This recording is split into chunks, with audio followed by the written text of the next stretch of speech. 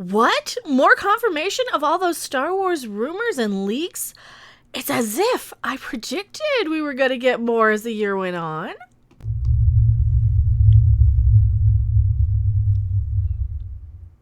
Hello, everyone. I am waiting for the spaceship to come. Still, yep. Anytime now. Mecha Random 42, the one, the only, the original, your favorite YouTube prophet. Oh, yes, and consumer advocate, Harpy, whatever you want to call me these days. I did say back in probably December that we would be getting more and more confirmation of some of the rumors as the film went on, especially to some of the alternate versions, some of the unused things, and some more confirmation of all of the reshoots. And shout out to Ichibaka.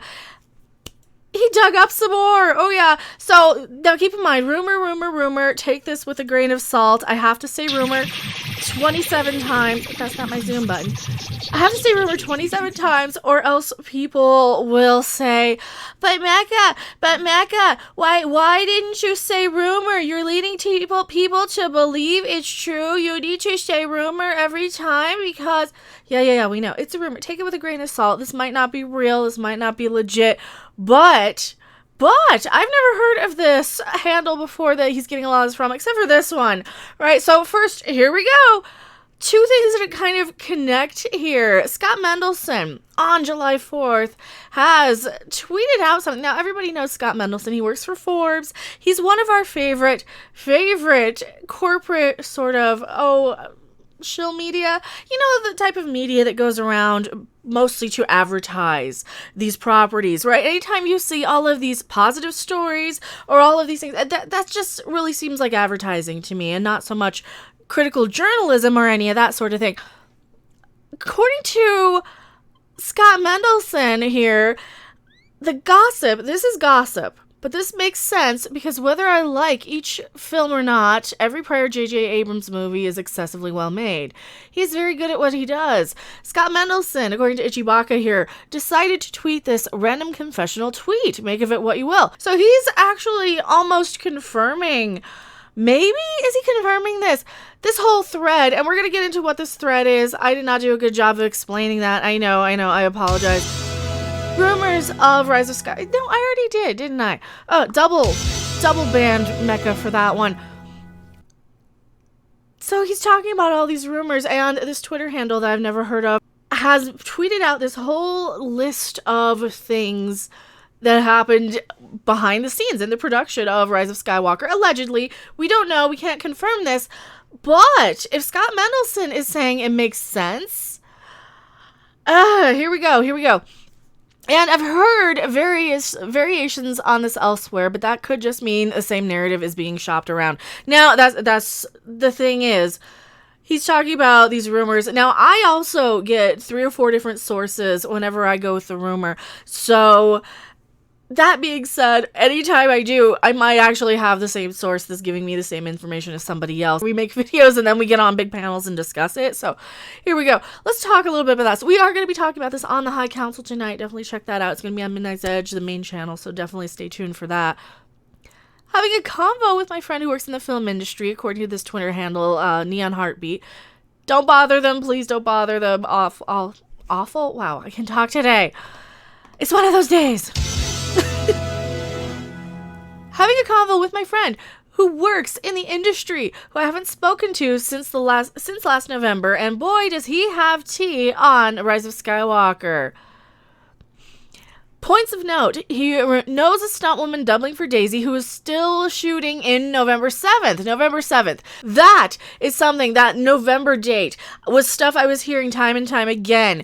We had confirmation of Anthony Daniels going in, and he wasn't even finishing up the movie. J.J. Abrams even said about a week before it came out that, oh yes, we just finished up a final cut, and now we've seen it, and now this is what's going on the final cut of the movie. Like, you just finished this movie! So we had a lot of little confirmation. Anthony Daniels said that. J.J. Abrams has said that they were really working on this until late. So If a stunt woman is also saying they were working until really the last minute, until November, yeah, that makes a lot of sense to me. That really, really lines up with a lot of this. Most of the issues were the studio demanding reshoots, not JJ or Terrio. Matt Smith was cast as the original villain. This villain was not a clone of Palpatine, but an OC, original character, and was cut when Bob Iger demanded to bring Palpatine back because the audience wouldn't understand who this guy is. Now, of course, Matt Smith from Doctor Who. We all know Matt Smith from Doctor Who fame. All right, now this goes along with all of the Matt Smith rumors that we were hearing. Oh, and there was reports, even on IMDb, that Matt Smith was supposed to be in Rise of Skywalker. So this is from Screen Rant. Matt Smith is widely reported to have a role in Rise of Skywalker, but the actor is entirely absent. Was he originally a key figure? He's nowhere to be found. Was he originally cast in a key role and then replaced later on in production, like with the reshoots that we're talking about here, where allegedly they had Matt Smith coming in as a character from, I believe, Rebels or the Clone Wars, one of those series, and he was supposed to be the antagonist behind everything. Then they brought in Palpatine last minute because allegedly Bob Iger and the studio was supposed to be, and according to this tweet, it kind of confirms that it was supposed to be not really a character that anybody other than hardcore fans were going to know. You wanted somebody a little bit more recognizable for all of us, and you wanted something that was going to tie in a little bit better to the other films. So Palpatine was kind of through all of them. He made sense. Given the purported butchering that took place during the editing suite and the general sense of conviction everyone had that Matt Smith would be in Rise of Skywalker, there's a possibility that he was cut from the film on the quiet. And if this is the case, the character is most likely set to play that of Rey's father, Emperor Palpatine's own son. Now, I heard it was supposed to be the person that was supposed to tie in the Wayfinder, you know, that Sith dagger. It was supposed to come in from Rebels and that nobody knew who that was.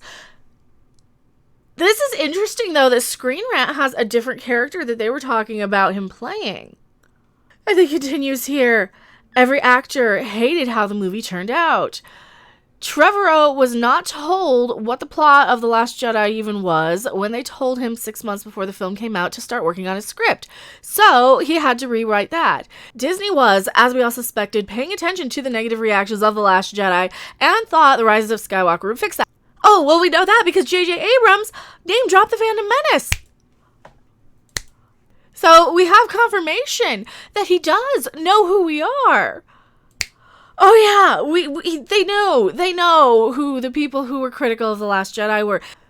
This continues. He's also 100% sure that the promised merchandise is all stuff that was licensed and made relating to the first version of the film that originally was signed off on, which is why pretty much all we have are Knights of Ren, Stormtroopers, and Sith Troopers. The Knights of Ren were supposed to have more backstory, and JJ specifically went to the trouble of casting all the OG stunt guys for the first film, only to have the studio cut their backstories. Other stuff. Both Daisy and Adam did almost all their own stunts, bar the impact into things shots.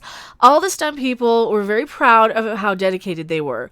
He says Adam is extremely dedicated to his craft and likely won't talk about Rise of Skywalker to any media, but Oscar and John are very glad to be out of the studio imposed limitations and constant tug of war. Ooh, yeah, and we've heard all kinds of John Boyega and Oscar Isaacs just kind of saying, yeah, you ain't gonna Disney Plus me, and Oscar Isaacs saying, yeah, I'm not gonna come back. And pretty much all of them have said that. Also, what they shot for the first version of the film was about 40% scrapped and reshot, so no original version exists, and we won't get it a la Snyder Cut because Disney, unlike Warner Brothers, will never admit they made a mistake with the billion-dollar franchise. Oh, we know they won't make mistakes. They'll just forget about it. They'll just kind of shy away from it and never speak of it again.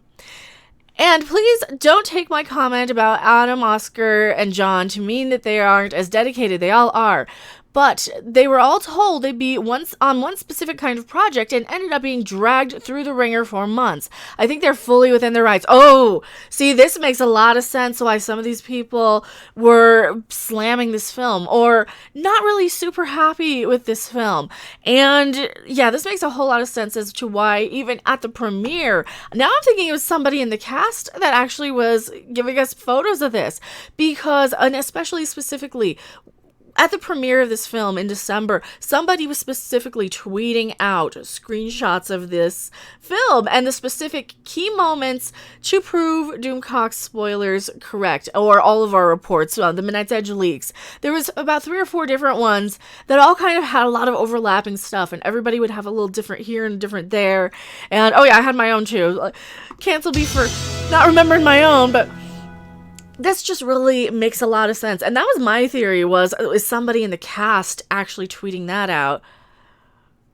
Oh, mid-sentence here. With it fully within their rights to express the dissatisfaction with Disney outright as they please now that their contracts are up.